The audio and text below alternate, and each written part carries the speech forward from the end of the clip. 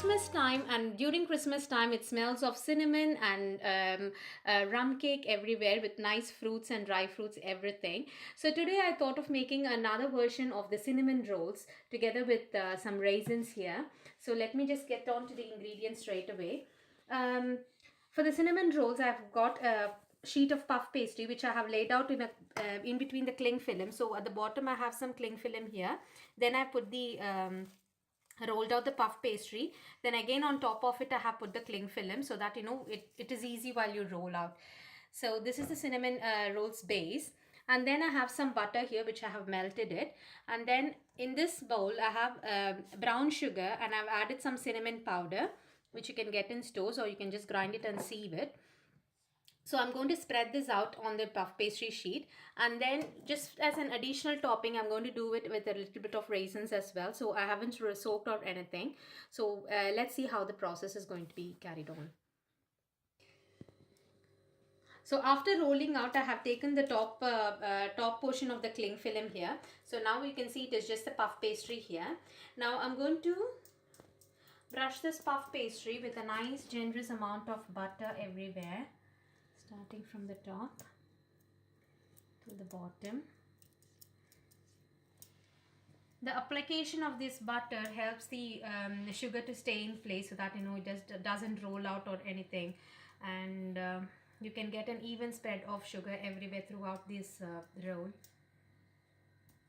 So now as you can see, I have spread the butter all over this puff pastry, and I showed you initially I had a bowl of brown sugar and cinnamon powder.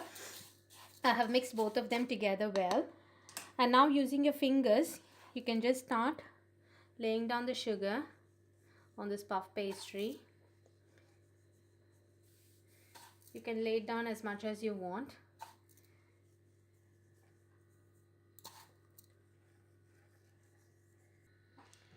Now as you can see, I have spread the brown sugar and the cinnamon mixture all over the puff pastry. So if you want very sweet, then probably you can just apply a very generous layer of this sugar mixture.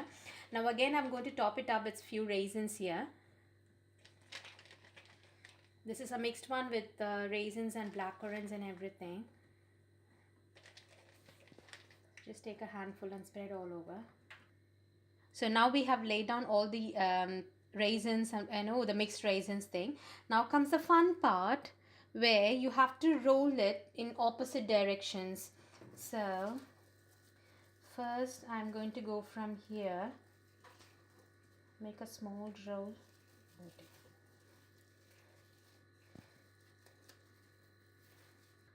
So I'm just lifting the puff pastry with my fingers and making a small roll.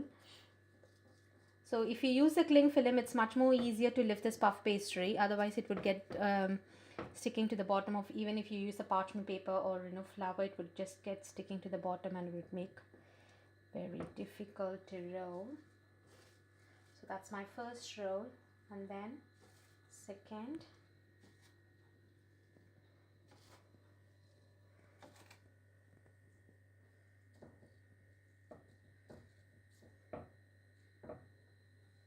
Then my third.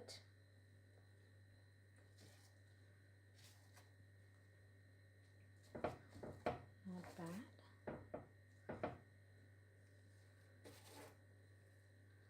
Fourth.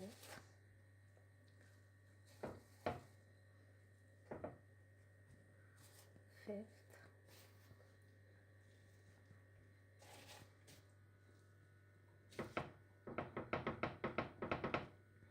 At this stage I'm going to stop right here and then turn my boat towards the other side and start rolling from the opposite direction as well.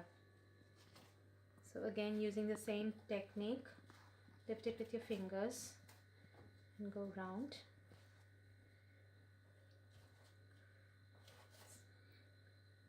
This is my second roll.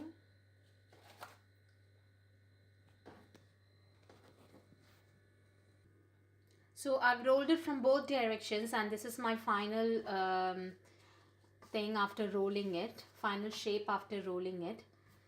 So just put them together. Now comes the main part where you have to cut it and then place it in your oven tray where you have to bake it inside the oven. So now here what I'm going to do is I'm just going to cut it with the knife. Here's probably just half a centimeter or 3/4 centimeter of this, because you don't want much more than a bite sized.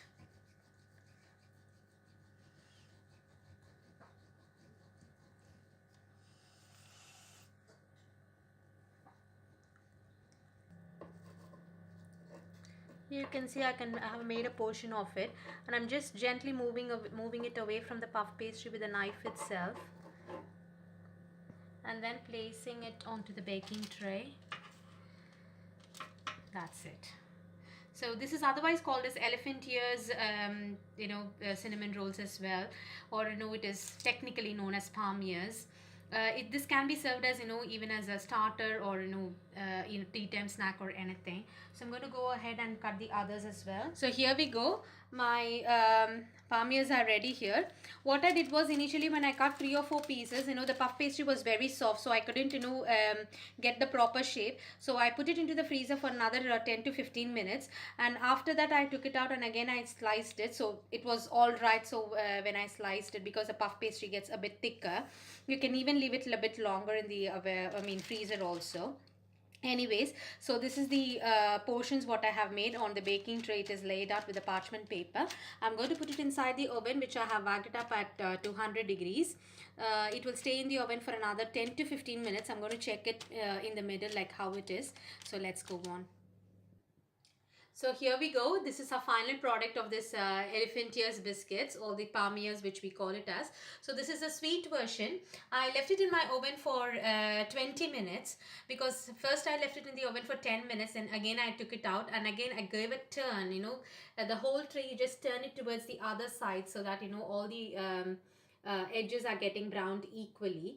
And then after 20 minutes I took it off the oven, rested for another 2 to 5 minutes, and here's the final product. I'm sure you will enjoy it. This is a sweet version. Very soon I will also post the savory version of it. The critical point in this is, what you have to note is just keeping this puff pastry in the freezer if it goes soft. So once you achieve the slicing of this, then it should be a very easy task. So do try this recipe and post in your comments and your feedback. Don't forget to give a thumbs up and subscribe to my channel. Thank you. Bye.